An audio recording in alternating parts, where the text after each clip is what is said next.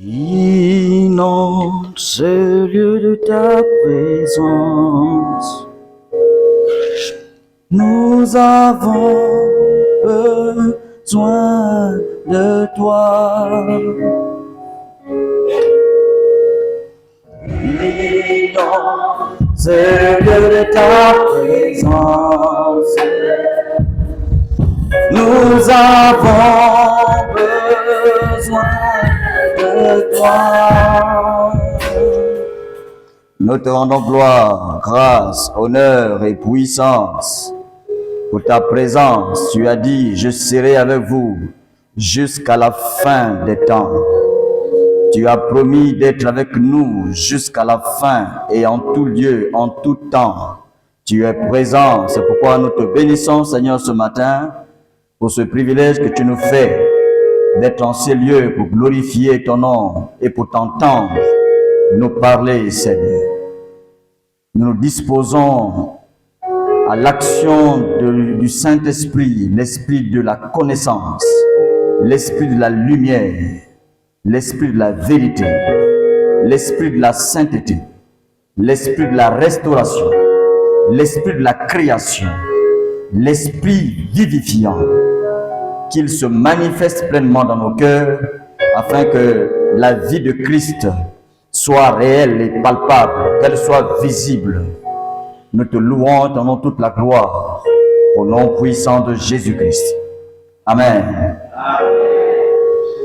Alors ce matin, c'est un grand privilège que me fait le révérend d'intervenir dans cette assemblée qui est une assemblée particulière pour moi. Pourquoi? Parce que, comme je dis souvent aux gens, je dois tout de cette assemblée.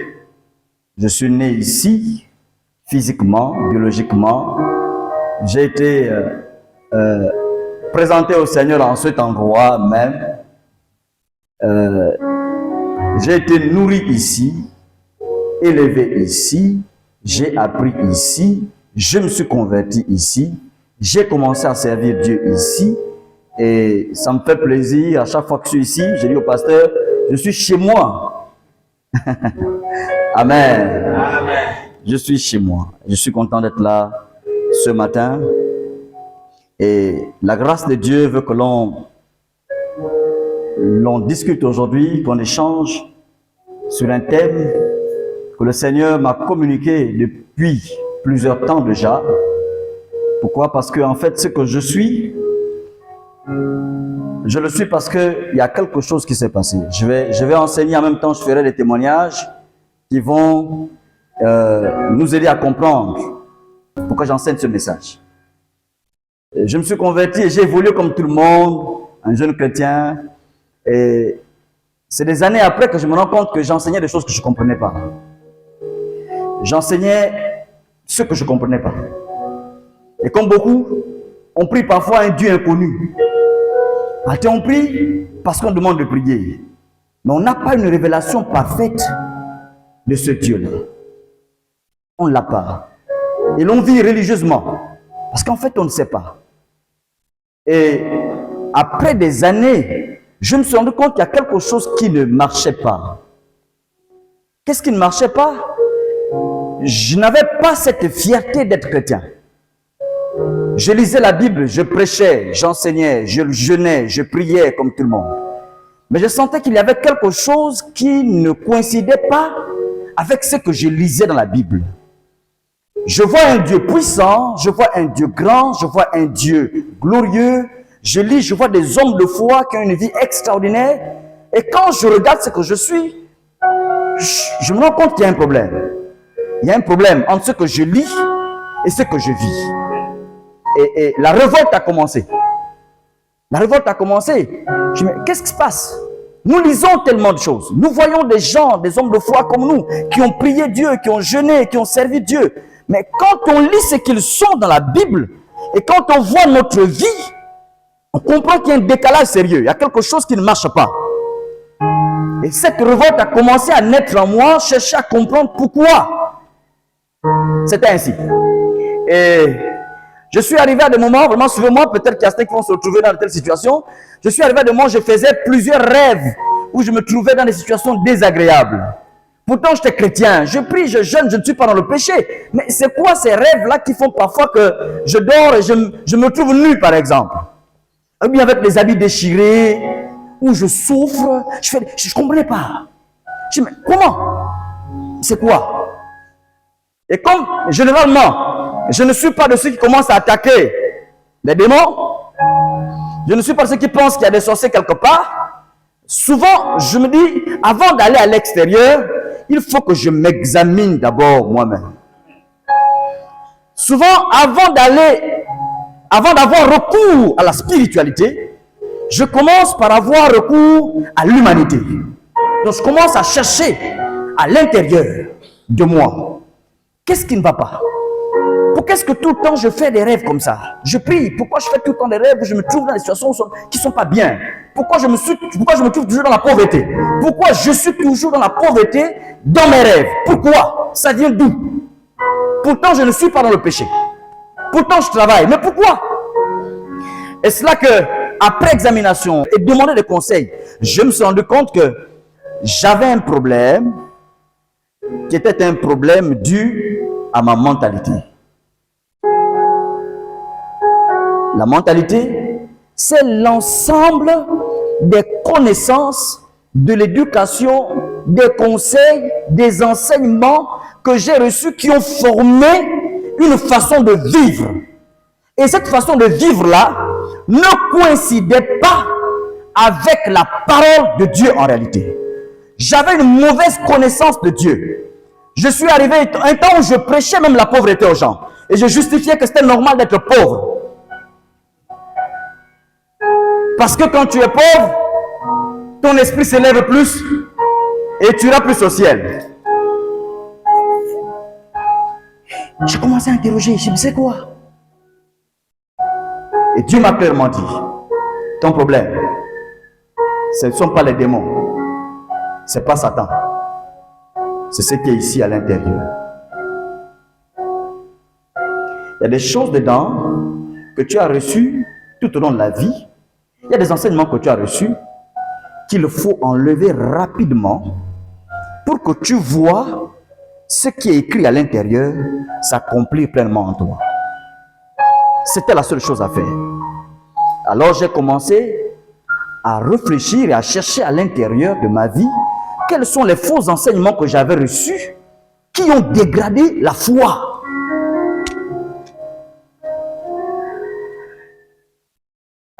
Vous allez dans les églises, on va dire on va chasser les démons de pauvreté. Il n'existe pas. Il n'existe pas. C'est la mentalité qui a un problème.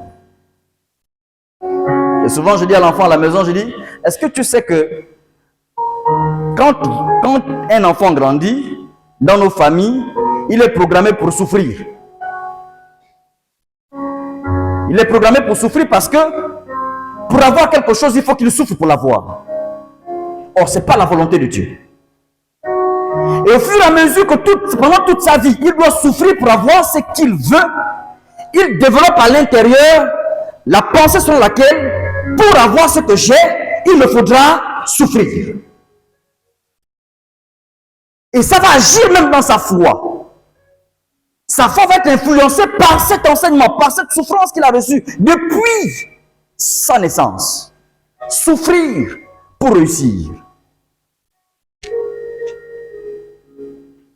Alors j'ai entendu toutes sortes de choses, j'ai entendu plusieurs enseignements. Je me suis enfermé pour comprendre ce que Dieu pensait de la vie d'un chrétien. Et cet enseignement, je le partage à tous les chrétiens. Là où je suis invité, je parle de la mentalité. Parce que le vrai problème de l'église, c'est la mentalité. Vous êtes sauvés, votre esprit est juste. Vous imaginez que sur le plan spirituel, vous ressemblez à Jésus? Est-ce que vous savez que vous êtes comme Jésus? Sur le plan spirituel, vous avez l'identité de Christ. Vous êtes rachetés, vous êtes des vrais enfants de Dieu. Vous êtes nés de Dieu. Mais la mentalité que vous avez n'est pas toujours la mentalité du Seigneur. Parce que par éducation, vous avez reçu des informations qui sont enfouies dans votre âme. C'est pourquoi il faut travailler pour le salut de son âme. Pour que l'âme soit aussi transformée.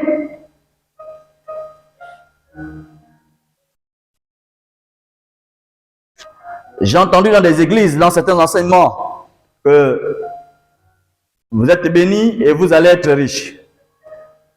Je vous dis, dans la parole du Seigneur, Dieu n'a jamais dit que la bénédiction est la richesse. Dieu a dit qu'en étant béni, la bénédiction va favoriser dans votre vie la richesse. Ça veut dire que la bénédiction est comme de l'huile sur des rails qui permettent au train d'aller plus vite, simplement. C'est pourquoi Dieu bénit ses enfants.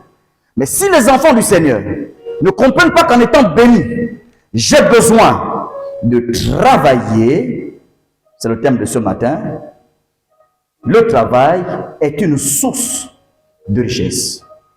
Nous avons passé plusieurs temps dans les églises de réveil à prier pour des gens pour qu'ils s'enrichissent. C'était un mensonge. Et Paul va revenir sur ce thème pour montrer aux chrétiens qu'il y a un problème. Si vous méprisez le travail, si vous ne connaissez pas, si vous ne comprenez pas, si vous n'avez pas une véritable définition de ce que c'est le travail, vous êtes bénis, mais vous vivrez pauvrement. Et c'est ça le chrétien aujourd'hui. Béni, mais il vit pauvrement. Pourquoi? Parce qu'il ne comprend pas ce que c'est véritablement travailler. Je commence par dire que travailler, le travail, ce n'est pas l'emploi. Être travailleur, ce n'est pas le fait d'être fonctionnaire. Alléluia. Moi, souvent, quand on parle de travail, les gens pensent beaucoup plus à être fonctionnaire, le travail. Et donc, ceux qui ne sont pas fonctionnaires ne travaillent pas. C'est un mensonge de Satan. C'est un mensonge de Satan. Alléluia. Nous allons donc voir ensemble. Quelques définitions. Le travail, c'est quoi? C'est l'ensemble des activités dues à l'effort physique et ou intellectuel de l'homme nécessaires à la production des biens et des services. J'ai quelque chose qui gêne beaucoup de personnes depuis que cette révolte est née en moi. Je dis souvent, si je travaille, il faut que tu me payes. Mais non, mais tu aimes tout l'argent. Je dis non. La Bible dit que le travail procure de l'abondance. Si je travaille et je ne vis pas dans l'abondance, je n'accomplis pas ce que Dieu a dit. Dieu a dit, si je travaille, je dois vivre dans l'abondance. Si je travaille et je ne vis pas dans l'abondance, ça veut dire que c'est simplement une occupation. Dieu ne nous a pas appelés à nous occuper. Dieu nous a appelés à travailler. Plusieurs personnes s'occupent juste pour ne pas être oisifs. Mais ces personnes ne travaillent pas. Le travail déclenche automatiquement un revenu. Dis Amen. Ça va être difficile parce que ce sera progressif. Parce que la mentalité religieuse va embêter plusieurs personnes. J'ai été dérivé de ça. Et si vous voulez que je travaille, il faut que je sois payé. Parce que Dieu a dit que tout travail procure l'abondance. C'est la parole du Seigneur qui le dit. Et donc, si je travaille, je ne vis pas dans l'abondance, il y a un problème. Ce n'est pas normal. C'est un facteur de production et de transformation. C'est une bénédiction divine de générer des richesses pour la prospérité et le bien-être de l'homme. Frère, j'entends souvent certains dire, ah, Adam et Ève nous ont fait souffrir. Aujourd'hui, c'est à cause de Ève que nous souffrons. Hein? Le travail est difficile. Extra, extra. Je dis, mais attention à ce que vous dites. Attention. Dieu a donné le travail avant le péché. Vrai ou faux? Vrai. Dieu a demandé à Adam de travailler avant le péché. Le travail existait déjà. Et le travail est une bénédiction divine. Alléluia. Le travail n'est pas une malédiction. Le travail est une bénédiction de Dieu.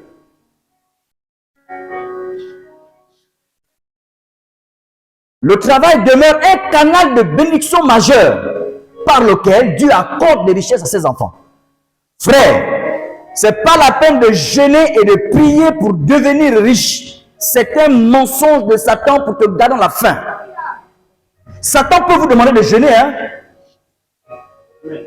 Satan peut inspirer les jeunes.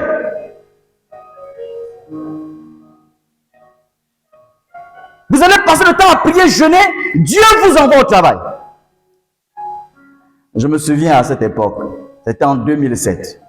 Je revenais de l'étranger et j'étais en vacances avec ma défunte mère qui était là. Et j'étais à 90 jours de jeûne et prière. 90 jours, 33 mois de jeûne et prière. Je priais, je jeûnais, je priais, je jeûnais. Et puis, à la fin de mes temps de jeûne et prière, je fais un rêve. Un rêve dans lequel je me retrouve dans la forêt en train de débrousser. Oh! Après 90 jours, c'est ce que tu me montres? C'est prendre une machette et aller en forêt. Après 90 jours, on va voir le miracle. On voit des choses extraordinaires. Mais je me rends compte que je suis dans une ferme en train de travailler avec les animaux, les plantes, etc. Je me dis, comment? Moi, je m'attendais à sortir de là avec les miracles, avec des choses, etc. etc. Et c'est ce que Dieu m'a donné. Va travailler, c'est tout. Et le lendemain matin, j'ai demandé à ma mère, est-ce qu'il y a un endroit où je peux faire des jardins ici?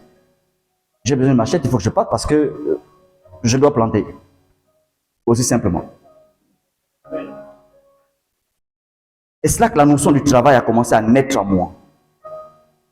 Travailler. Et quand j'ai commencé à le faire, finalement, j'avais résolu le problème d'argent qu'il y avait parce qu'à l'époque, avec la vieille à côté, c'était la fin. C'était sérieux. Et donc, j'ai commencé à travailler, j'ai commencé à voir l'abondance arriver. Je dis, ah, okay. Donc finalement, il faut travailler. Dieu a dit que les 90 jours de jeûne et prière que tu as fait là, c'est pour que je t'apprenne à travailler. Simplement. Mais t'attends pas au miracle. C'est le seul miracle que je peux faire pour toi. La richesse, c'est quoi? C'est l'abondance des biens, de moyens, de revenus obtenus par le travail. Je vais insister longtemps avec la notion du travail. Travail. L'on ne peut obtenir des biens et des moyens que par le travail. C'est par le travail. La richesse n'est pas de la manne, frère. Ne pensez pas que ça descend du ciel. Ça ne descend pas du ciel. On travaille ça. Ça se travaille. Vous savez, il y a des choses que Dieu va faire dans votre vie lorsque vous vous convertissez. Il y a des choses qu'il ne fera plus au fur et à mesure que vous avancez dans la foi. Le peuple d'Israël, dans le désert, Dieu avait besoin d'envoyer la manne. Lorsqu'ils sont sortis du désert, Dieu leur a dit, je coupe la manne. Maintenant, il faut que vous commenciez à planter. La mentalité de la dépendance devait partir. Parce que désormais, Dieu avait coupé le ciel. C'était fermé. Maintenant, il fallait que le peuple commence à travailler. Et dans votre vie, vous allez vous rendre compte que au départ, tu priais, Dieu faisait des choses, tu faisais des choses, Dieu faisait des choses. Il y a des choses qui arrivaient miraculeusement. Et puis après, tu as l'impression que plus rien n'arrive. Ça veut dire que tu as changé de statut. Ton niveau spirituel a augmenté. Et au fur et à mesure que ton niveau spirituel augmente, c'est comme si Dieu te dit, il faut que tu prennes tes responsabilités. Je n'en vois plus. Maintenant, il faut que tu travailles. C'est la même chose que nous faisons dans nos maisons. On nourrit les enfants, on les nourrit. Après un certain âge, on dit, ah, il faut maintenant que tu ailles chercher le travail.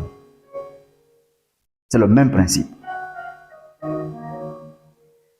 La richesse est plutôt la résultante d'un ensemble d'efforts physiques et ou intellectuels, de privations et de sacrifices visant un objectif prédéfini.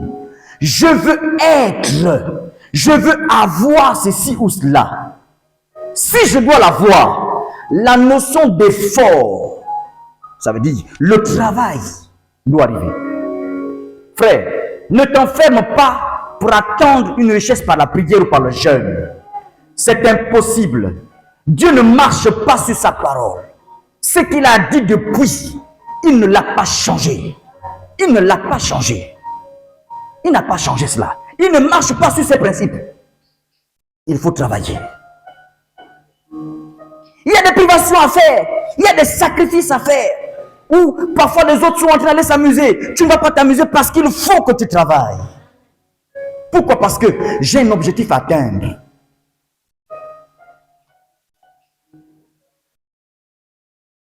Genèse chapitre 2 verset 15. L'Éternel prit l'homme et le plaça dans le jardin d'Éden pour le cultiver et pour le garder. Dieu, après avoir créé Adam, l'homme, la première chose que Dieu donne à Adam, c'est un endroit pour travailler. Amen. Alléluia. Amen. Il n'a pas dit Adam, adore-moi.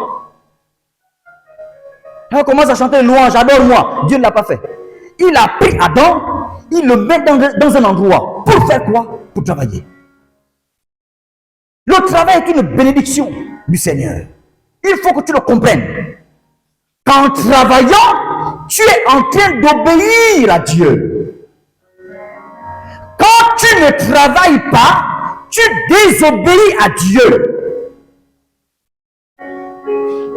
Celui qui refuse de travailler est dans la désobéissance. Il désobéit à Dieu. Cultiver veut dire travailler. Pour le transformer, Dieu a donné la responsabilité à l'homme. Il dit, prends, transforme-moi cette affaire. Donne de la valeur. Enrichis cet endroit. Cultive. Et ensuite, garder veut dire quoi? Surveiller et protéger. Ne vous amusez pas avec votre travail. Vous avez à développer votre travail. Vous avez à développer tout ce qu'il faut. Vous devez faire quoi? Garder ce que Dieu vous donne. Il faut surveiller et protéger votre travail. Ne maudissez pas votre travail. Ne le négligez pas. Parce que c'est la seule voie par laquelle Dieu passera pour manifester sa richesse en vous. C'est la voie officielle, la voie divine par laquelle Dieu passe pour manifester sa richesse. Si tu méprises, si tu ne gardes pas, si tu ne surveilles pas, si tu ne protèges pas ce que tu fais comme activité, ne t'en fais pas.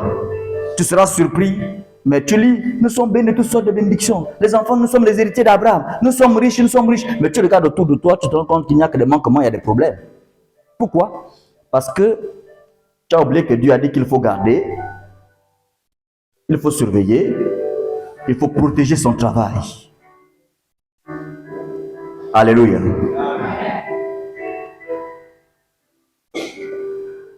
Lorsque vous lisez Matthieu chapitre 25, du verset 14 au verset 30, l'on se rend compte d'autres vérités que le Seigneur Jésus va enseigner.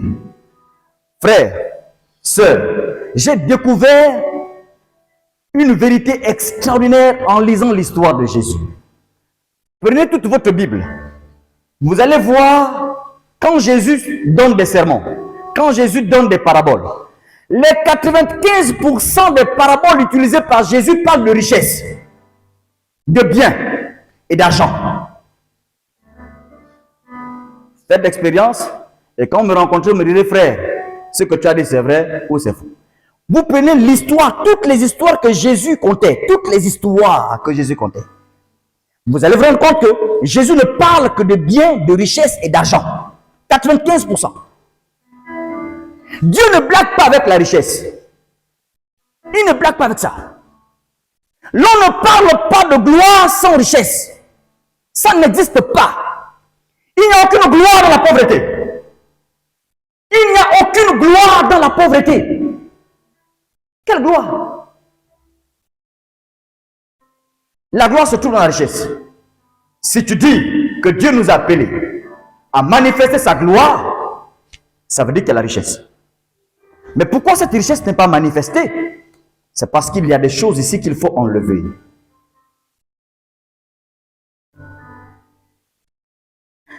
Pasteur, tout le monde sait que je suis fonctionnaire, n'est-ce pas? Est-ce que vous savez que parfois j'oublie que je suis fonctionnaire? Mon épouse est là. Je ne sais pas quand c'est le 25. C'est-à-dire que parfois, c'est même les élèves qui me disent, monsieur, vous ne partez pas prendre votre argent. Je dis, c'est quand? Il dit, c'est le 25. Ah bon? C'est le 25. Il dit, mais je n'ai pas besoin d'argent. J'ai encore de quoi manger à la maison.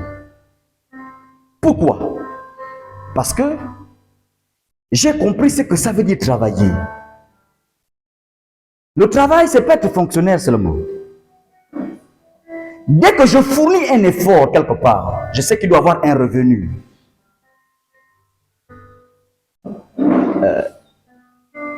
Une fois, je disais aux élèves, écoutez, si vous voulez que je vous aide dans le travail que vous n'avez pas fait, parce que l'État me paye pour que je travaille de 7h à 15h, mais si je travaille avec vous de 17h à 20h, vous êtes obligé de me payer.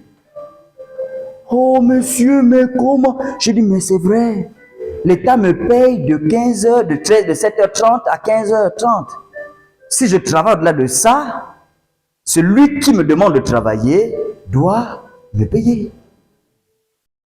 Et les gens avaient l'impression, monsieur là, j'ai dit, mais c'est ça, sinon je suis maudit. Je ne joue pas avec ça. Au départ, c'était difficile, après ils ont compris, et tout le monde se dit, ce monsieur-là, il ne blague pas.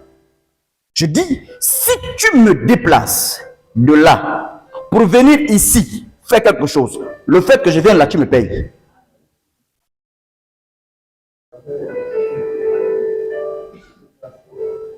Monsieur, mais comment? Je dis parce que je travaille. Et Dieu est clair là-dessus. C'est difficile hein, à comprendre. C'est-à-dire qu'à des moments, tu me dis, mais comment c'est un peu exagéré? Mais c'est la vérité.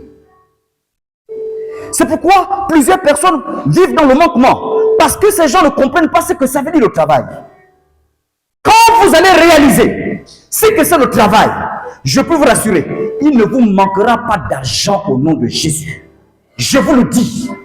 Il ne vous manquera pas. C'est parce que les gens ne réalisent pas ce que c'est le travail qu'il leur manque tout le temps de l'argent. Et donc la vie n'est pas épanouie. J'ai commencé à comprendre qu'est-ce que le travail. Et j'ai dit à mon chef, j'ai dit, si je fais un travail au-delà des heures que l'État me paye, tu es obligé de me payer encore. Parce que Dieu ne s'amuse pas avec ça. D'accord, monsieur Mikombo, c'est payé, il faut payer. C'est pas que j'aime l'argent, mais parce que je sais que si je travaille, il faut que je sois payé. Alléluia. Il y a des choses qui vont commencer à sauter.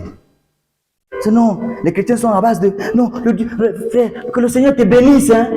J'ai dit, frère, je suis béni depuis, paye-moi. Je suis béni depuis, c'est pas parce que tu le dis que tu es béni. Dieu m'a béni depuis. En Christ Jésus, je suis béni. Mais ce que j'ai fait là, il faut que tu payes. Alléluia. C'est révoltant, hein? Ça embête, mais ça va aller. Moi aussi, j'ai fait un travail pour arriver à ce niveau. C'était difficile parce que enlever tout ce que j'ai appris dans la vie, la mentalité religieuse était là. Non, je me suis débarrassé de toutes ces choses-là. Et j'ai commencé à appliquer la parole de Dieu comme je l'ai dit. L'homme est appelé à valoriser tout bien ou tout talent reçu de Dieu dont il n'est qu'un gérant. Je ne suis qu'un gérant de ce que Dieu m'a donné. Toutes les capacités intellectuelles, toutes les capacités physiques, toutes les capacités que j'ai, c'est Dieu qui me les a données pour que je sois le gestionnaire de ces choses-là. Et donc je ne peux pas m'amuser avec ce que Dieu m'a donné. Il y a cela 3 ans, 2 ans, 3 ans, j'ai discuté avec des jeunes gens, des jeunes frères chrétiens. J'ai dit, jeune frère, oui, tu es chrétien? Il dit oui. J'ai dit d'accord. Tu es bon en sciences? Il me dit oui. J'ai dit, tu fais souvent des cours aux élèves au quartier? Oui. J'ai dit, tu payes combien? Il dit, ne paye rien. J'ai dit, tu as un problème. Tu crois que c'est tout le monde, c'est donné à tout le monde de connaître ce que tu connais là? Ce que tu connais, tu crois que tout le monde connaît ça? Non. Dieu te l'a donné pour que tu t'épanouisses avec ça. Donc, Dis simplement aux parents de ces élèves-là, tu leur dis, écoute, je connais bien les mathématiques, je connais les physiques, si je dois aider votre enfant, il faut que vous me payiez. Et ça, tu n'es pas en train de pécher. Par contre, si tu n'es pas payé, tu pêches. Parce que finalement, ce travail ne te procure plus l'abondance. Dieu dit que le travail doit procurer l'abondance. Alléluia. Ne méprisez pas ce que vous avez reçu de Dieu. Tous les talents, commencez par vous asseoir chez vous et recensez toutes vos capacités, tout ce que vous savez faire. Mettez-les au service des hommes. Et vous allez voir comment votre vie va être très productive. Vous allez produire.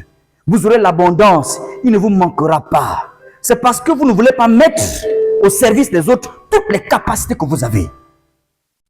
Et ces capacités vont se multiplier au fur et à mesure que vous avancez. Parce que Dieu va se rendre compte que tu es en train de faire ce qu'il t'a demandé de faire. Et tu deviendras de plus en plus puissant et influent.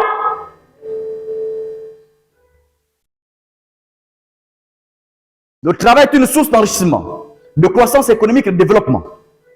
Plus vous travaillez, plus vous développez vous-même et vous développez votre environnement. Et l'église se développe. Une église là où les gens travaillent. Frère, quand chacun de nous va commencer à appliquer ce que Dieu enseigne, cet endroit ne sera pas le même, je peux vous rassurer. Vos familles ne seront plus les mêmes, ça va changer chez vous. Si vous appliquez ce que j'enseigne là, ça va changer. Vous allez voir compte qu'il ne vous manquera plus l'argent. Votre vie sera tout le temps, tout. Ma femme est là. L'argent rentre presque tous les jours. Presque tous les jours. Parce que dès que je travaille, il faut que tu me payes.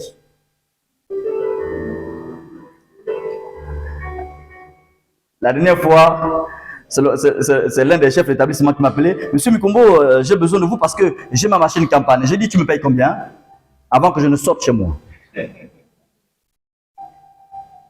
Dis non, ça va, j'ai pensé à ça. Viens. Et je travaille, il me paye et je vais dire à ma femme, voilà l'argent qui est rentré, il faut enregistrer ça quelque part. Le travail est une marque de confiance de Dieu en l'homme. Lorsque Dieu donne à Adam de travailler, Dieu a confiance à Adam. Dieu a confiance en vous. C'est-à-dire qu'à chaque fois que Dieu vous donne de travailler, il fait confiance, il vous fait confiance. Il fait confiance. Comprenez-le. Le travail n'est pas une sanction infligée à l'homme. Ce n'est pas une sanction. Dieu ne vous maudit pas en vous disant de travailler. C'est un privilège. C'est une faveur de Dieu. Ça veut dire que Dieu vous fait confiance. Il vous dit, faites-le et vous allez réussir. Faites-le et votre vie va changer. Ne vous inquiétez pas, c'est la bénédiction de Dieu de travailler. Le travail est une bénédiction et une source d'enrichissement, de fierté personnelle et d'épanouissement. Quand vous travaillez, la fierté va se manifester. Vous allez vous épanouir en travaillant. Dieu l'a mis parce que c'est important pour le développement personnel de l'homme. Le travail, ça vous épanouit. Ne soyez pas dépendants. La dépendance est une malédiction qu'il faut chasser l'église. Même Jésus a dit à ses disciples, jusqu'à quand serai-je encore avec vous? Jusqu'à quand devais-je encore vous supporter? Vous me fatiguez déjà, c'est ce que ça veut dire. Jésus a dit ça à ses disciples. Vous n'allez pas dépendre de moi tous les jours. Le travail, c'est une marque d'obéissance à Dieu. Lorsque tu travailles, tu obéis au Seigneur. Ne pense pas qu'obéir c'est le fait que je ne fornique pas, je ne suis pas dans l'adultère, je ne mens pas. Quand tu travailles, tu obéis au Seigneur. Et Dieu est content. Dis à ton frère, quand tu travailles, Dieu est content. Dieu est fier de toi. Mais quand tu ne travailles pas, Dieu est fâché contre toi.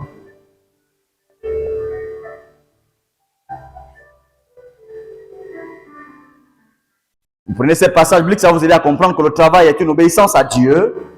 Le travail enrichit. Le travail épanouit. Ça rajeunit. Ça vous rend beau et belle. Le travail vous libère.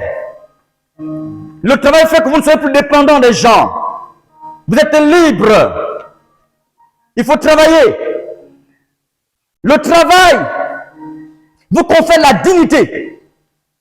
Parce que vous ne dépendez pas des gens. Quand vous dépendez des gens, les gens vous manipulent parce qu'ils savent que vous comptez sur eux. Mais lorsque vous travaillez, l'on ne peut plus vous manipuler. Parce que vous êtes libre. Alléluia. Et vous avez la dignité. On vous respecte. Parce que vous travaillez. Mais quand vous ne travaillez pas, l'on fait de vous ce que l'on veut. Vous êtes sous l'esclavage. Et ce n'est pas la volonté de Dieu. La volonté de Dieu, c'est que l'on te respecte. La volonté de Dieu, c'est que tu vives dans la dignité. Le travail nourrit. Il nourrit. Ceux qui n'étaient pas là à l'enseignement de jeudi et vendredi et samedi, j'ai dit à mon épouse, le mot qu'on appelle faim, F-A-I-M, je ne veux pas entendre parler de ça dans ma maison. Parce que Dieu n'aime pas ça. Il faut tout faire pour que ce mot-là ne soit pas prononcé ici. Et ça se fait en travaillant. Le travail nourrit. Le travail glorifie Dieu. Lorsqu'on travaille, Dieu est content. Alléluia.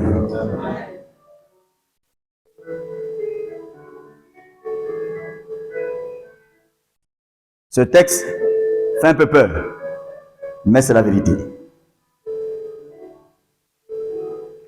La prière n'est pas un outil miraculeux pour sauver ni de la pauvreté, ni de la misère, ni du dénuement financier.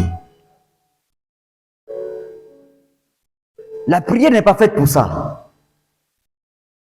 La prière n'est pas faite pour sortir de la pauvreté. Dieu ne l'a jamais dit. Jamais dit. Jamais Dieu l'a dit. Dieu n'a jamais dit que pour sortir de la misère, il faut prier. Dieu ne l'a jamais dit. Dieu n'a jamais dit que pour avoir de l'argent, il faut prier. Dieu a dit qu'il faut travailler. L'Église doit se réconcilier avec le travail.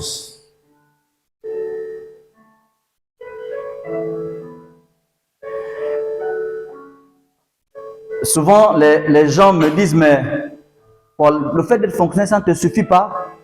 Je dis, si je m'arrête au niveau de fonctionnaire, je limite la gloire de Dieu dans ma vie. Je limite la gloire. Tous les fonctionnaires qui ne sont que fonctionnaires et qui ne comptent que sur le salaire de la fonction publique, limitent la gloire de Dieu dans leur vie. Il y a tellement de capacités en vous que Dieu veut voir se manifester pour que sa gloire se manifeste pleinement et qu'elle soit visible. Tellement de choses. Et personnellement, j'ai décidé de mettre dans ma vie, de mettre au service de l'humanité tout ce que j'ai comme capacité pour voir la gloire de Dieu se manifester. C'est pourquoi, dans les domaines dans lesquels je suis incontournable, parce que l'on sait que cet homme, il ne faut pas jouer avec. J'ai appris et je continue à apprendre. Je cherche, je me forme, je cherche. Parce qu'il faut que je comprenne, parce qu'il faut que la gloire de Dieu se manifeste. Elle doit se manifester en ce que j'ai tout ce qu'il me faut pour vivre une vie de dignité. Sans dépendre des gens, sans pleurer, sans crier, sans appeler des gens au secours. Je n'appelle pas des gens pour demander de l'argent. Depuis que j'ai commencé à apprendre ces choses, il faut simplement travailler. J'enseigne, je plante, je fais beaucoup de choses. Beaucoup de choses. Beaucoup de choses. Et à chaque fois que je fais,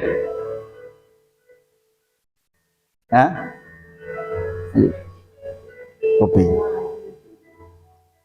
il faut que la mentalité religieuse quitte rapidement vos âmes pour que vous rentrez dans le plan de Dieu pour votre vie.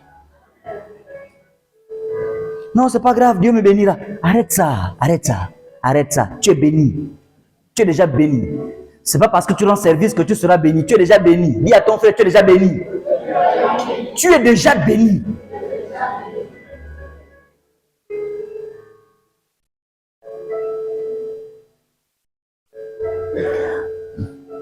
Je vais, avec la permission du pasteur, faire quand même une petite démonstration. Je l'ai fait hier aux autres qui étaient là pour les couples. C'est dommage que l'église soit vide, ait été vide pendant ces 2 jours. On a entendu des choses extraordinaires qui nous ont aidés. Qui nous ont aidés. Mais est-ce qu'il suffit d'avoir de l'argent? C'est là le problème maintenant. Est-ce qu'il suffit d'avoir de l'argent? Si cet argent est là, s'il n'est pas organisé, cet argent devient un problème pour ta propre vie.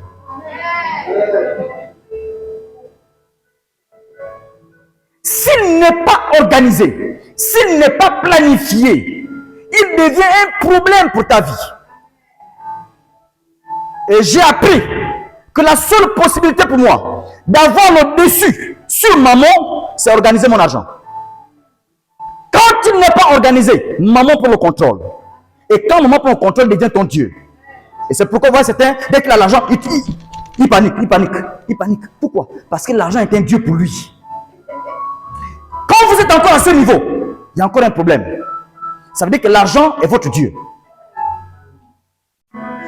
Si vous tremblez encore devant l'argent, si vous tuez quelqu'un pour avoir de l'argent, ça veut dire que l'argent est votre Dieu. Mais pour avoir le dessus sur maman qui veut s'accaparer de l'argent et vous gouverner, il faut que vous soyez maître. Pour être maître, c'est moi qui dis. Toi, 2000, tu vas là-bas. 3000, tu vas là-bas. 4000, tu vas là-bas. 5000, tu vas là-bas. 10 000, va là-bas. Ici, il n'y a plus rien. C'est fini. Si tu n'arrives pas à faire ça, maman monte sur toi, il marche sur toi. Et c'est pas la peine. J'étais sous le commandement de maman à l'époque. Et ma femme est là. Ça veut dire, des centaines de mille pouvaient rentrer tout de suite. Après 30 minutes, il n'y a plus rien. J'étais malade dans mon âme. Très malade. Et souvent, je dis, waouh, Dieu sait changer des gens. Comment est-ce que je peux faire tout un mois avec des centaines de mille dans la maison et puis ça ne me dit rien du tout? Comment est-ce qu'on peut arriver à ce niveau-là? Mais à l'époque, j'étais bien malade. Malade, sérieusement. Parce que je ne voulais pas voir 100 francs tenir. Dépenser, allez. Et puis, je reste comme ça. Quand j'ai appris que ceux qui sont comme ça sont sous le commandement de maman, j'ai dit stop au désordre. Maman ne sera jamais mon Dieu. Alors, l'argent, c'est moi qui l'organise. Dis à ton frère, organise l'argent.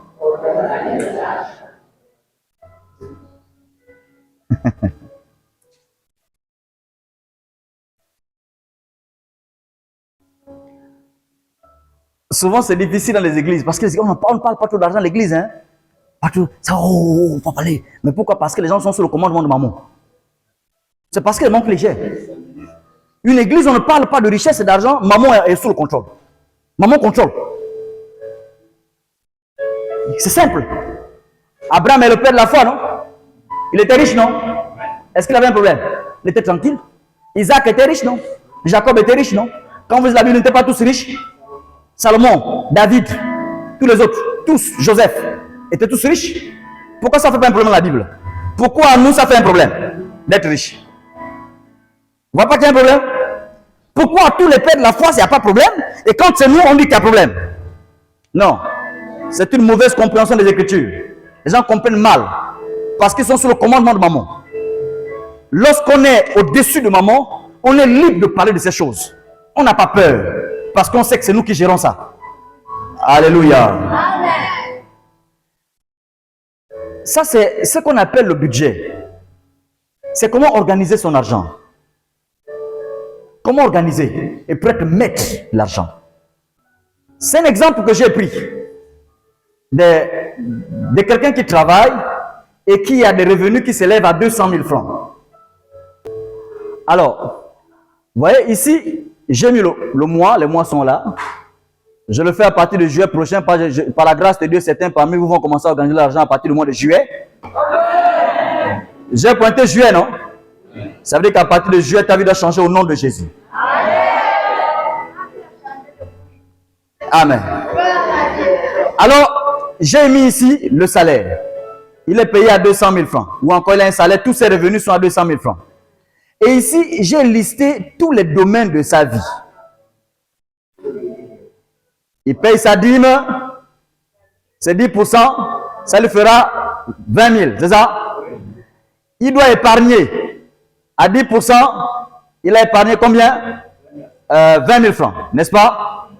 Je m'arrête là. Pour commencer par dire, si tu n'as pas d'épargne, tu n'es pas un vrai fils de Dieu. Amen. Amen. Amen.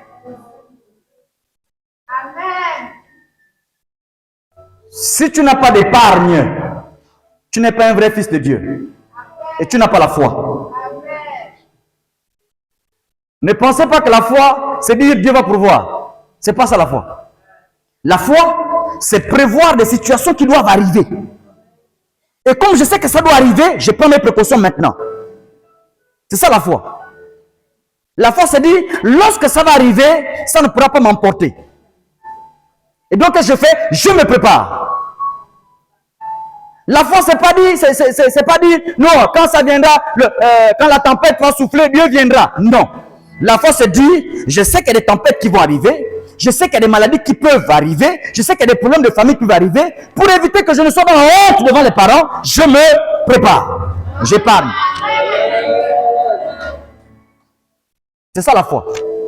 Les hommes de foi, c'est des hommes de dignité. C'est quand la famille tombe, c'est cela, il prie, il est crédible, il est sérieux. Les hommes de foi, c'est des hommes crédibles, ils se font respecter. Faites-vous respecter.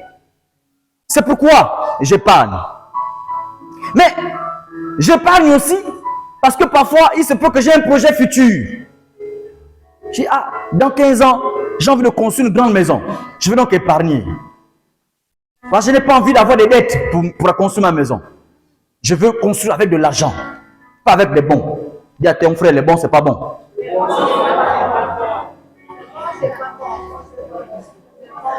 Alors, je prévois aussi un peu d'argent pour les nécessiteux.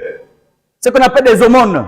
C'est-à-dire, des gens peuvent rencontrer quelqu'un qui a des difficultés, des gens parfois au quartier qui ont des problèmes, qui peuvent avoir faim, soif, c'est pas trop. Tu dis, je vais quand même aider mon frère. Je prévois ça aussi.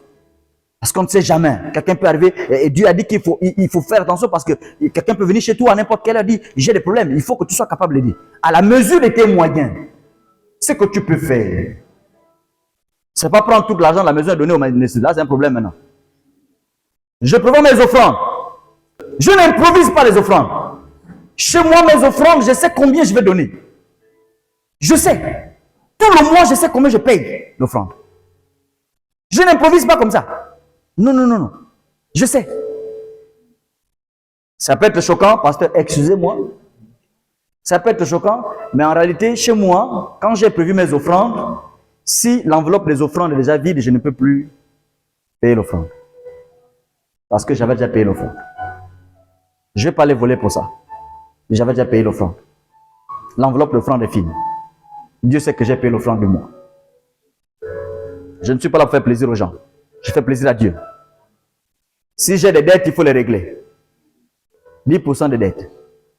Je dois investir. L'investissement, c'est créer des activités génératrices de revenus. C'est-à-dire qu'il faut des activités qui vont augmenter mes revenus. Quand vous avez plusieurs activités comme ça qui produisent de l'argent, vos revenus augmentent. Et votre vie s'embellit au fur et à mesure. Parce qu'à chaque fois, il y a de l'argent qui rentre dans votre vie.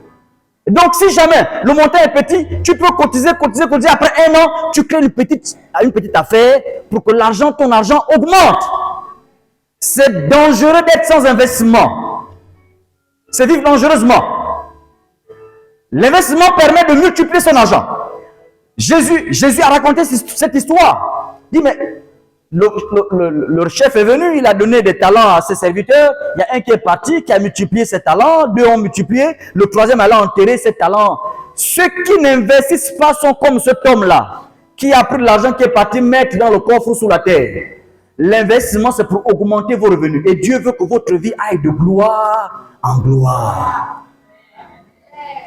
Si cette année, mes offrandes étaient à 5 000 francs le mois, après 2 ans, 3 ans, les offrandes augmentent maintenant à 10 000 francs, à 50 000 francs, à 60 000 francs. Pourquoi? Parce que je suis en train d'évoluer. Mes revenus deviennent de plus en plus importants.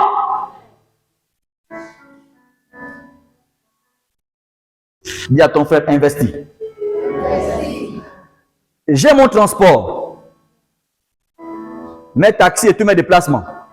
Quand l'argent est fini, je ne sors plus de la maison. Je ne prends plus les taxis, je marche maintenant.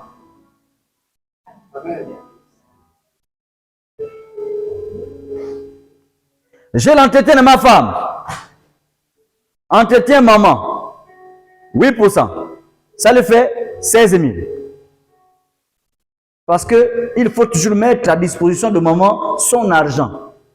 Elle va faire ce qu'elle veut faire. Je ne parle pas de popote, hein. Je parle de son argent. Amen. Les hommes, amen.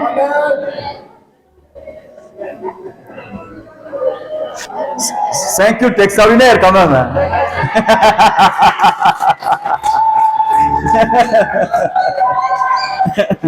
C'est son argent à elle. Elle en fait ce qu'elle veut.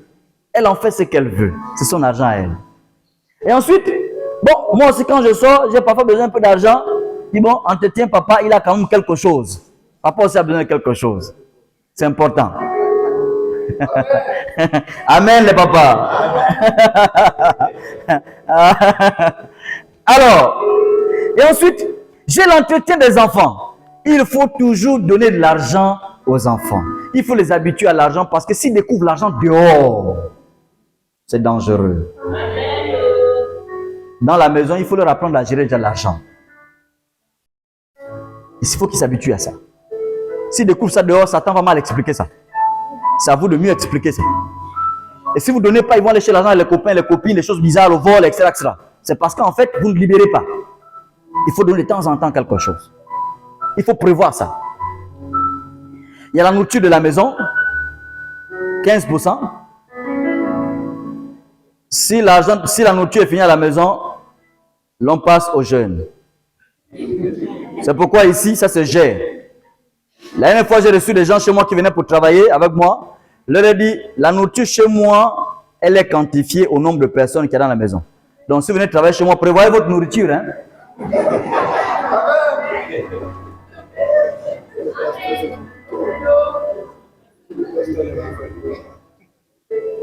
Il est mauvais. J'ai dit, je ne suis pas mauvais. C'est prévu comme ça chez moi.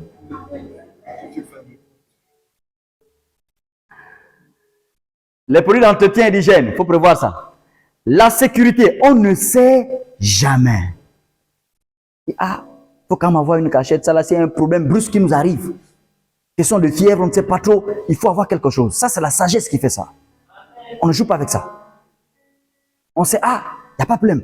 Chérie, tu sais, l'enveloppe, la cachette, là, on va prendre. Parce que là, ce problème, on ne l'a pas prévu. Ce qui est arrivé, on n'a pas prévu ça. Et là, on peut rapidement réagir. Ensuite, j'ai le divertissement. Je ne suis pas un robot. Je suis un humain. J'ai besoin parfois de me détendre. Je prévois ça. Je prévois aussi l'avenir des enfants. Ah, demain, ils vont avoir le bac. Quand ils ont le bac, qu'est-ce qui va se passer?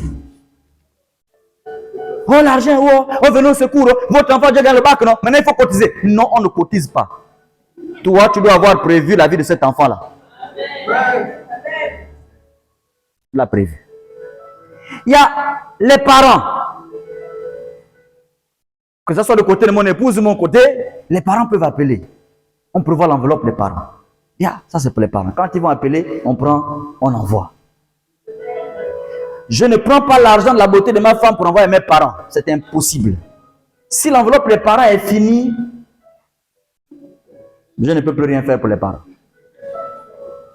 La seule chose que je peux encore faire qui est difficile, c'est aller prendre la sécurité pour dire, bon là quand le problème il est assez grave, chérie, prends la sécurité, aidons les parents. Mais je ne peux pas prendre la dîme ou les offrandes pour les... Non, je ne peux pas le faire. J'ai mon crédit de communication. Je prévois aussi ça. Parce qu'on ne charge pas le téléphone n'importe comment. Et vous savez, aujourd'hui, beaucoup de personnes dépensent beaucoup d'argent. Si tu n'as pas une discipline à ce niveau, la pauvreté va te surprendre. Chez moi, chaque fin du mois, bon, ça c'est pas mon exemple, hein. Ça c'est l'exemple de quelqu'un que j'ai pris, non? Ça c'est pas pour moi. Chez moi, le crédit là, je charge 20 000 francs par mois. Quand il n'y a plus de crédit, je n'appelle plus les gens. Je vous dis, je ne peux plus appeler parce que le crédit est fini. Je ne vais pas prendre mes épargnes. Je ne vais pas prendre les épargnes ici, aller prendre l'épargne ici pour charger mon téléphone. Ce n'est pas possible. S'il n'y a plus, il n'y a plus. Donc le tout n'est pas de penser richesse ou avoir de l'argent, mais comment l'organiser pour votre vie. Regardez ici, j'ai prévu par exemple que ça c'est le mois de juillet. Si tu fais 1 an, si tu respectes ça, si tu es ferme pendant 1 an, voilà les résultats que tu auras ici en 1 an. Si tu respectes ça pendant 5 ans, voilà ce que tu auras ici en 5 ans. Et si tu fais 10 ans, voilà ce que tu auras ici. Par exemple, pour ce frère-là, qui a 200 000 chaque fin de mois, regardez, on va regarder son épargne. Hein? L'épargne, l'année prochaine, il aura épargné 240 000 francs. Après 5 ans, 1 200 000. Après 10 ans, 12 millions. Waouh!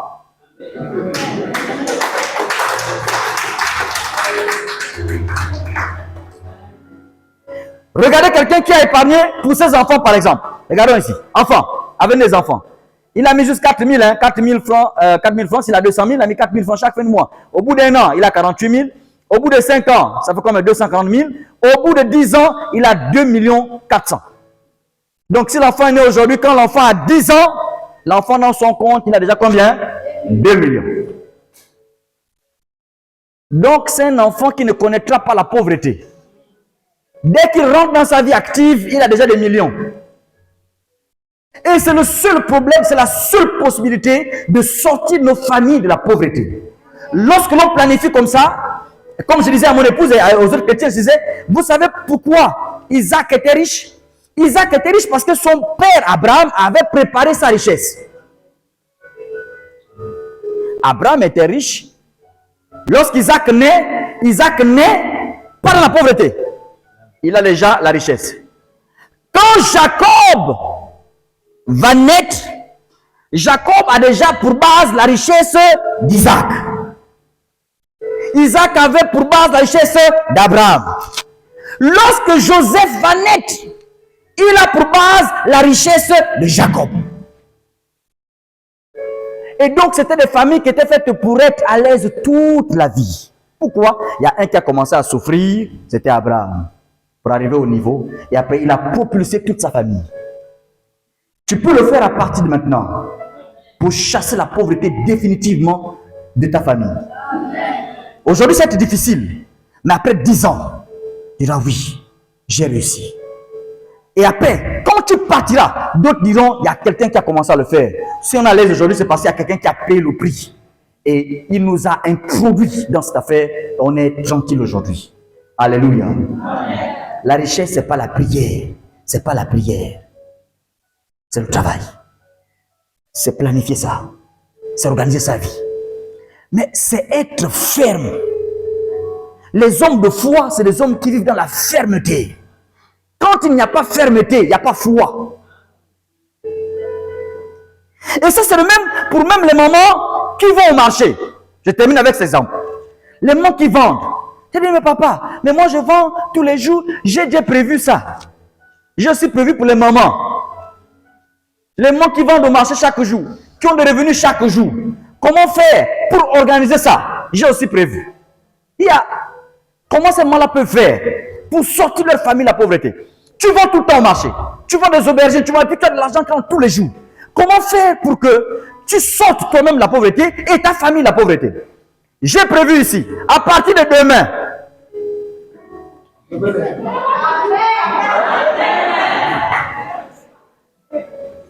Hein? À partir de demain. Elle dit, si maman est sérieuse, à partir de demain, elle peut commencer à appliquer ça. Le 12 juin, Elle va au marché, elle a 25 000 qu'elle a vendu. C'est un exemple, hein? Elle a pris ses 25 000. Ah, elle dit, ah, je paye ma dîme. 2550. Je prends un peu 5% pour les aumônes, les gens à qui je peux rendre service. Ça fait 1275.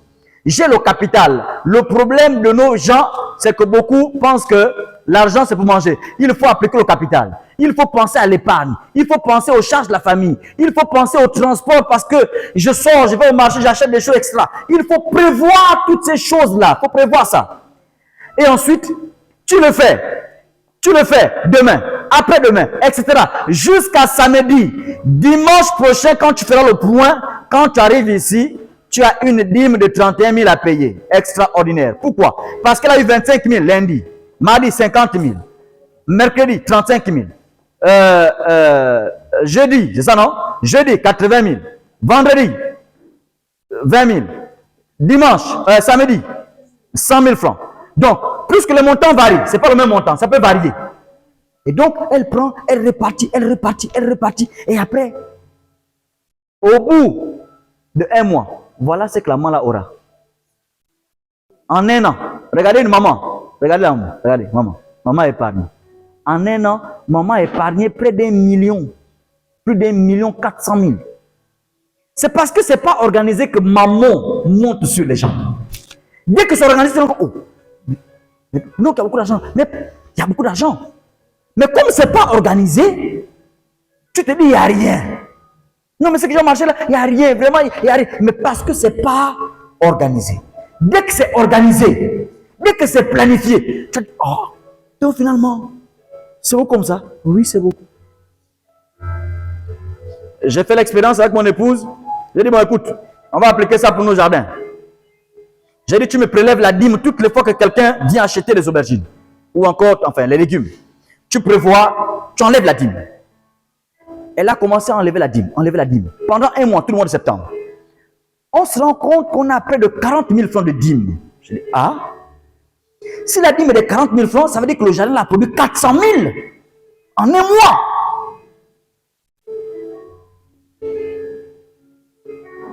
Mais si on n'avait pas fait ça, on n'aurait pas su qu'on avait eu pour le jardin 400 000 francs. Pourquoi? Parce que parfois c'est 1 000 francs qui rentrent aujourd'hui, demain c'est 60 000, après c'est 15 000, n'est-ce pas? Après c'est 20 000 francs, mais tu vois ça comme ça, et puis à chaque fois, allez acheter, et puis après tu ne sais pas. Mais quand tu organises, Satan perd ton repère, c'est-à-dire il ne peut plus te retrouver. Dès que tu organises ton argent, la pauvreté quitte chez toi, elle va chez quelqu'un d'autre. C'est fini. Elle change d'adresse. Dis, je ne peux plus rentrer là-bas parce que tu as commencé à planifier. Quand ce n'est pas planifié, elle reste là, dit, oh, voici mes gens, je vais les écraser. Aboli Satan, je te chasse, je te brise, je te détruis. Oh, te dit, oh, on est ensemble. Alléluia. Donc, en planifiant, vous allez avoir le dessus sur maman. C'est vous qui contrôlez. Et vous allez vous rendre compte que votre vie va commencer à s'épanouir. La vie change, ça commence à changer. Tu dis, waouh. Et finalement, ce que j'ai compris en appliquant, c'est que j'ai désormais le goût d'être chrétien. Tiens, donc finalement c'était ça. Oui, c'est ça. Je suis maintenant content d'être chrétien. Je prie, je suis en paix. Je ne prie pas que les soucis des gens mangent quoi, je vais boire quoi, c'est fini. C'est fini, ça c'est fini depuis, c'est fini. Maintenant, je suis en paix, je prends mon temps, je prie, j'adore, je lis la parole. Je suis maintenant content d'être chrétien. Maintenant, je suis chrétien, là, je suis chrétien, là, je suis chrétien. Je suis chrétien. Dis-tu que là, oui, je suis chrétien. Mais avant, quand tu regardes ta chaussure, ici, je dis je suis chrétien, là, c'est la honte, hein. Maintenant, là, je dis je suis chrétien. Je suis fier d'être chrétien. Pourquoi? La Bible m'a aidé à comprendre ce que je ne comprenais pas. Je ne comprenais pas. Je lisais comme tous les autres. Je prêchais comme tous les autres. Mais des choses que je ne comprenais pas. Je pensais que c'est Dieu qui devait faire ça à ma place. Dieu ne fait pas ça à notre place. Le Saint-Esprit ne fera pas ça à notre place. C'est impossible. Ça, c'est ma responsabilité. Dieu m'a donné un cerveau pour que je fasse certaines choses. Il y a des choses que mon cerveau ne pourra plus faire. C'est Dieu qui le fera. Tant que mon cerveau peut réfléchir pour le faire, je laisse Dieu se reposer tranquillement. Ne demandez pas à Dieu de faire des calculs de budget pour votre vie. C'est impossible. Ça, c'est votre responsabilité. Alléluia. Mais ce que je ne pourrais plus faire humainement, je suis obligé d'aller prier pour dire Seigneur, ça là, mes forces sont limitées. Ça, c'est toi qui peux le faire. Alléluia. Alors, c'est possible de changer de vie. C'est possible d'avoir une nouvelle vie. C'est possible d'être un bon chrétien. C'est possible d'adorer Dieu en étant à l'aise, en étant en paix. C'est possible, mais c'est pas le travail.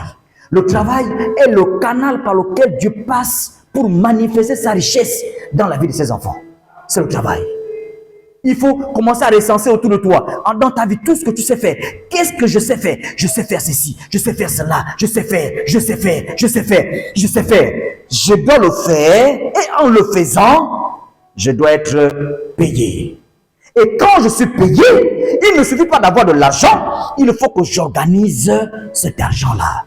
Et au fur et à mesure, chers frères, que vous allez vous organiser, vous serez surpris de voir, Dieu va vous donner des idées. Suivez-moi, c'est ça la puissance de Dieu. La puissance de Dieu intervient à ce niveau maintenant. Ça dit, Dieu te donne un projet, paf. Dieu te donne une idée, paf. Les pensées viennent, les projets viennent, les visions naissent. Pourquoi? Parce que Dieu te fait maintenant confiance. Dieu dit, ah, c'est un bon gestionnaire. Beaucoup parmi nous n'ont pas de pensées de Dieu. Pourquoi? Parce que c'est des mauvais gestionnaires. Donc si je lui donne ce projet-là, il va gaspiller. Il va gaspiller. Il ne sait pas encore gérer. Il ne sait pas encore. Donc Dieu aime ses enfants. Dieu nous aime tellement. Dieu veut tellement nous confier des projets. Mais il regarde, ils ne savent pas encore gérer. Est-ce qu'on donne de bonnes choses comme ça aux enfants? Ils ne sont encore les enfants. Ils ne peuvent pas encore le faire. C'est pourquoi beaucoup parmi nous sont bloqués. Nos églises sont bloquées. Pourquoi? Parce qu'on est des mauvais gestionnaires. Et quand Dieu ne te fait pas confiance dans la gestion, il ne peut rien te confier. Et donc, tu vas prier, jeûner, etc. Ça ne marchera pas. Maintenant, moi, je peux jeûner, prier. Dis, Seigneur, j'ai besoin d'augmenter mes revenus. Inspire-moi. Dieu regarde. Ouais, c'est vrai, il sait gérer. Ouais, maintenant, il a compris. C'est bon. Il dit aux anges, exécutez. Les anges descendent avec une vision, avec un projet, te le donner. Le Saint-Esprit suscite des rêves. Il suscite des projets. Pourquoi? Parce que Dieu peut maintenant te faire confiance. Quand Dieu te fait confiance, il augmente tes revenus. En faisant quoi? En t'inspirant de nouvelles idées. Tu te rends compte, waouh, j'ai telle idée. Et l'église sera une église de visionnaires. Les gens seront des hommes d'affaires, des femmes d'affaires. On aura des millionnaires assis ici. Pourquoi? Parce que c'est des vrais gestionnaires. Dieu ne donne pas ces choses à ceux qui vont gaspiller. Non! Si Dieu doit te donner, commence par organiser les 2500, les 5000, les 10 000. Et après tu verras, ça va augmenter. Et tu seras fier d'être chrétien. Peut-être qu'aujourd'hui, quand tu sors de ton quartier, quand tu viens à l'église, même tu viens comme ça là. Mais tu verras un moment, tu sortiras beaucoup de fierté, je vais à l'église. Et les gens diront, oui, vraiment, va à l'église. Si c'est l'église qui fait comme ça là, va. Les gens seront contents. Quand tu vas à l'église, oui, celui-là, va prier. Parce que tu es une vraie personne. Maintenant, quand tu vas prier, mais toi, tu vas faire quoi là-bas? Tu vas faire quoi? Tu vas faire du danser, toi? Pourquoi? Parce que ça n'avance pas. Mais quand tu as une solution, quand tu as une bénédiction pour des gens, quand tu dis tu pries, les gens respectent tes temps de prière. Tu es une femme. Lorsque tu as une solution dans ton foyer, même quand ton mari n'est pas chrétien, même quand tu ne pries pas, mais quand il sait que cette maison-là, c'est toi qui la tiens, c'est toi qui fais tout, c'est toi qui as la solution au problème. Quand tu pries, il ferme seulement la porte, ma femme est en prière. Il sort tranquillement. Il commence à respecter. Et c'est que, c'est par la prière qu'elle a tout ça là-haut. Maintenant, il faut la respecter. Et tu verras, il va commencer à venir prier. Beaucoup ne viennent pas prier. Vas-y. Je ne vois rien qui m'attire. C'est la même chose avec les hommes. Tu es la femme, tu pries. Ah oui, mais pourquoi? On méprise ça pourquoi? Parce qu'en fait, on ne voit pas cette gloire. On ne la voit pas. Dis à ton frère, manifeste la gloire de Dieu. Dis à ton frère, travaille. Dis à ton frère, organise tes finances. Alléluia. Je vais terminer en disant, vous savez, moi-même, même quand c'est 10 000 francs qui rentrent, je passe et puis quelqu'un me fait une aumône de 10 000 francs. Je pars dans mon ordinateur. Je fais ce que je fais là. Je mets 10 000 là-bas. Et la répartition tombe. Je dis, madame, allez, il faut répartir ça. Je ne dis pas, bon, là j'ai 10 000, bon, là le coca il est où? Là il faut que je boive un coca frais. Je ne fais pas ça. Il faut organiser tout. Même quand c'est 2 000 organisés, 20 000 organisés, 30 000 organisés, vous allez voir, au fur et à mesure, petit à petit, c'est petit à petit, vous n'allez plus faire des prêts avec intérêt, des trucs sales, des démons comme ça là.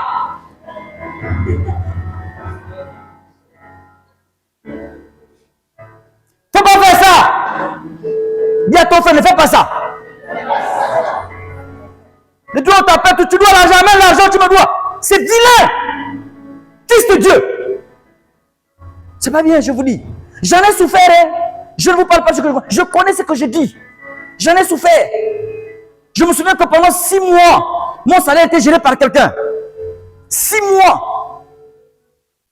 Je ne parle pas. Ce que vous voyez là, c'est parce que je sors de quelque part. Je sais ce que ça veut dire devoir aux gens de l'argent. Devoir de l'argent aux gens. Je sais ce que ça veut dire. C'est gênant. Tu n'as même plus envie d'être chrétien. Quand on t'appelle à 5 h du matin, mon argent est où?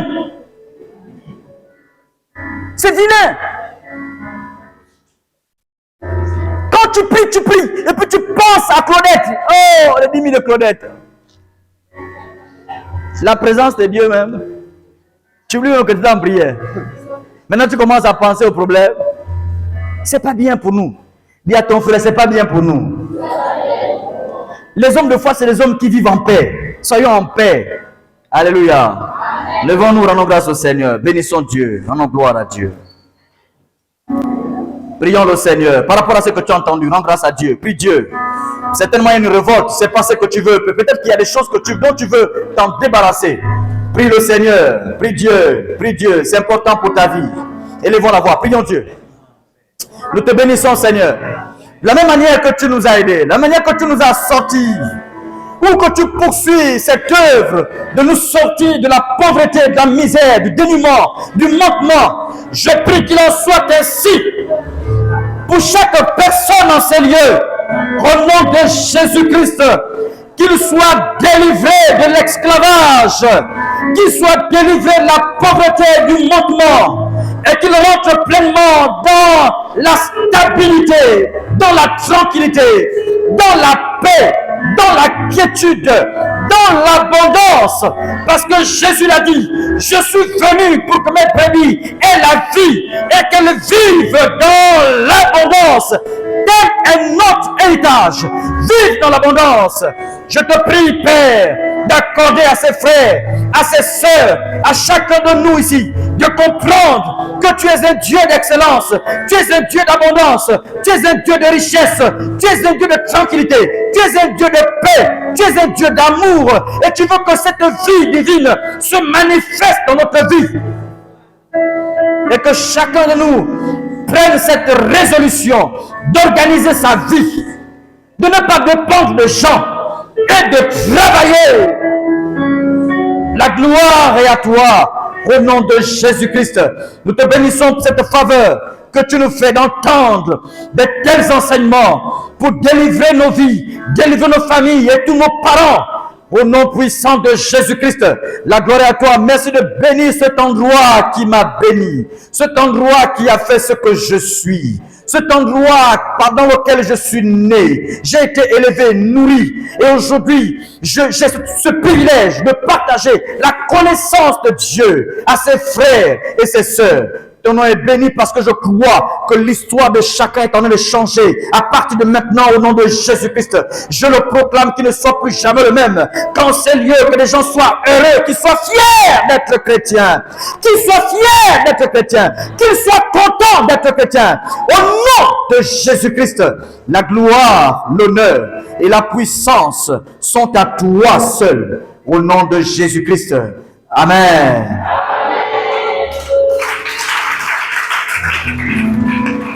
Nous pouvons encore acclamer le Seigneur. Acclamons le Seigneur.